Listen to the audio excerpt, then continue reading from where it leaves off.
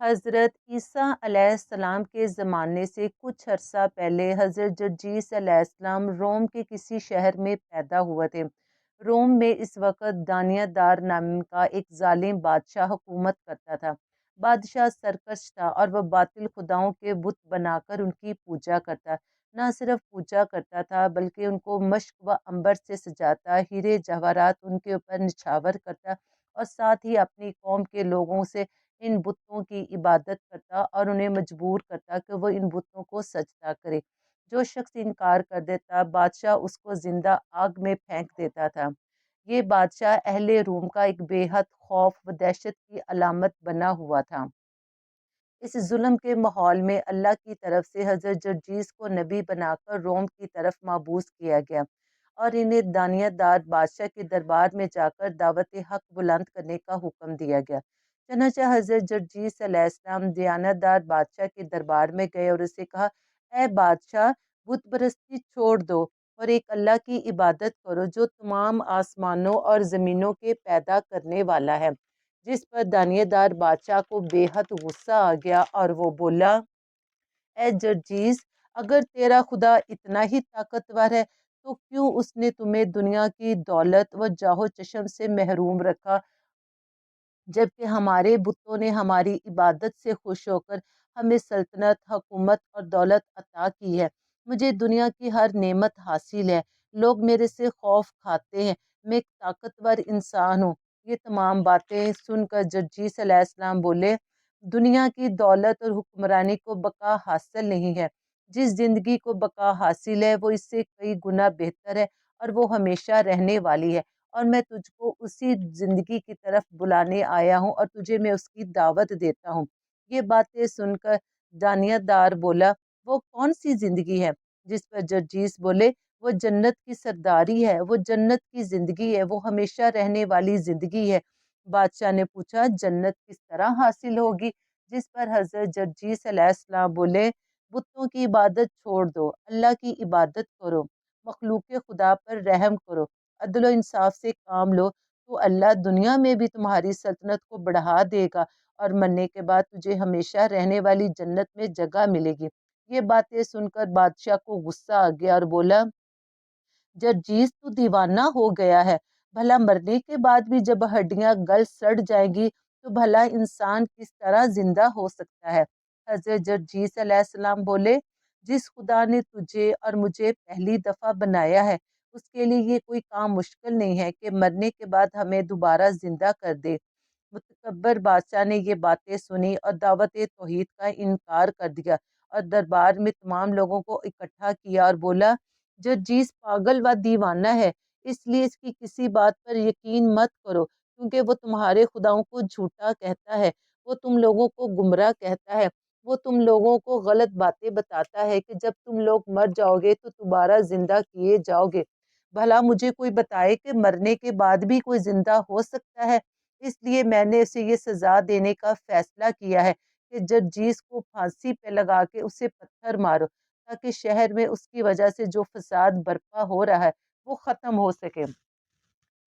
تاہم جرجیس کو پھانسی پہ لگا دیا گیا اور اس کی ہڈیاں و گوشت کو پھر ہم جلا دیں گے، پھر ہم دیکھیں گے کہ کس طرح اس کا رب اسے مکمل انسان بنا کر زندہ کرتا ہے اور وہ ہمارے سامنے آ کر کھڑا ہو جاتا ہے۔ روم کے لوگوں نے حضرت جرجیس علیہ السلام کے ساتھ ایسا ہی کیا، انہیں پھانسی پہ لٹکا کر پتھر مار مار کر شدید زخمی کر دیا، پھر ان کے جسم سے گوشت علیحدہ کیا گیا اور پھر ان کے جسم سے علیحدہ ہونے والے گوشت اور ہڈیوں کو آگ میں پھینک دیا گیا۔ بادشاہ بڑے غرور اور تکبر سے حضرت جرجیس کے آگ میں جلنے کا منظر دیکھ رہا تھا اور ساتھ ہی کہہ رہا تھا، اے جرجیس، اب اپنے رب سے کہو کہ وہ دوبارہ تمہارا جوڑ جوڑ اکٹھا کرے، تمہاری ہڈیوں کے اوپر گوشت چڑھا کر تمہیں زندہ سلامت میرے سامنے کھڑا کر دے۔ اگلا منظر سب کے لیے حیرت کا باعث تھا۔ جب آگ میں سے حضرت جرجیس علیہ السلام زندہ سلامت باہر تشریف لے آئے، یہ منظر دیکھ کر بادشاہ حیران رہ گیا اور بولا، جرجیس تو کس طرح زندہ ہو گیا؟ جس پر حضرت جرجیس علیہ السلام بولے، میرا رب ہر چیز پر قادر ہے، اس لیے تم بھی بت پرستی چھوڑ دو اور اس خدا پر ایمان لے آؤ اور توبہ کرو۔ مگر بادشاہ اپنے کفر پر قائم رہا۔ جب جرجیس علیہ السلام بت پرستوں کے پاس جا کر دعوت توحید دیتے رہے مگر اہل روم مسلسل انکار کرتے رہے۔ بادشاہ کو جب یہ معلوم ہوا کہ آپ بت پدوں میں جا کر لوگوں کو بت پرستی سے منع کرتے ہیں تو وہ کبھی آپ کو آگ میں پھنکوا دیتا، کبھی گرم تیل کی دیگ میں ڈال دینے کا حکم دیتا، مگر اللہ کے حکم سے جرجیس کو نقصان نہ پہنچتا اور اب صحیح سلامت واپس اپنے توحید کی دعوت دینے پر چل پڑتے۔ یہ سارا کچھ دیکھ کر حضرت جرجیس علیہ السلام پر اہل روم کے 4000 لوگ ایمان لے آئے تھے، کیونکہ انہیں اس بات پر پکا یقین ہو گیا تھا کہ جرجیس علیہ السلام جس خدا کی دعوت دے رہے ہیں وہی خدائے برحق ہے اور وہ ہر چیز پر قدرت رکھتا ہے۔ دوسری طرف بادشاہ کی بیوی جب یہ ساری صورتحال دیکھتی تو اس کا دل بھی روشنی کی طرف پلٹ آیا اور وہ جرجیس کی خدمت میں حاضر ہوئی اور اس نے توحید کا پیغام قبول کر لیا۔ بادشاہ کو جب یہ سب حالات معلوم ہوئے کہ اس کی بیوی نے بھی جرجیس کے خدا کی پیروی کرنے کا اعلان کر دیا ہے تو وہ سخت پریشان اور غصے میں آ گیا۔ وہ سوچنے لگا کہ اگر یہ سب حالات اسی طرح جاری رہے تو میری حکومت و بادشاہیت ختم ہو جائے گی۔ چنانچہ اس نے جرجیس پر 4000 لوگوں پر توحید کی دعوت قبول کی تھی، ان لوگوں کو سب کو شہید کرنے کا حکم دے دیا۔ اب ان 4000 لوگوں پر قیامت ٹوٹ پڑی۔ رومی فوج نے بڑی بے دردی کے ساتھ بچوں، بوڑھوں اور عورتوں کو قتل کر کر شہر میں خوف کی فضا قائم کر دی۔ بادشاہ نے اپنی بیوی جس کا نام اسکندریہ تھا اس کو بھی پھانسی پر لٹکا دیا۔ ان واقعات نے حضرت جرجیس علیہ السلام پر گہرا اثر ڈالا۔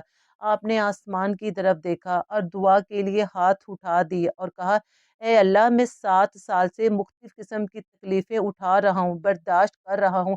یہ ہو سکتا ہے کہ یہ لوگ اپنی کفر کی روش کو چھوڑ کر خدائے واحد کی طرف پلٹ آئے۔ میں اب ان سب لوگوں سے عاجز آ چکا ہوں۔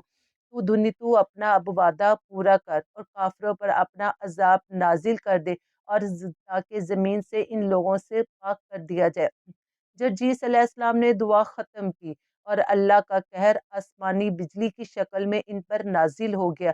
آسمان سے آگ کے گولے اہل روم پر گرنے لگے اور دیکھتے ہی دیکھتے تمام بت پرست و کفار جل کر راکھ میں تبدیل ہو گئے۔ شہر تباہ و برباد ہو گیا، وہاں پر اس کا کوئی نام و نشان نہ رہا۔ جرجیس علیہ السلام اور چند ایمان والے محفوظ رہے اور وہ اللہ تعالیٰ کے حکم سے اس جگہ سے ہجرت کر گئے۔ پلیز چینل کو لائک اور سبسکرائب کرنا مت بھولیے گا۔ ملتے ہیں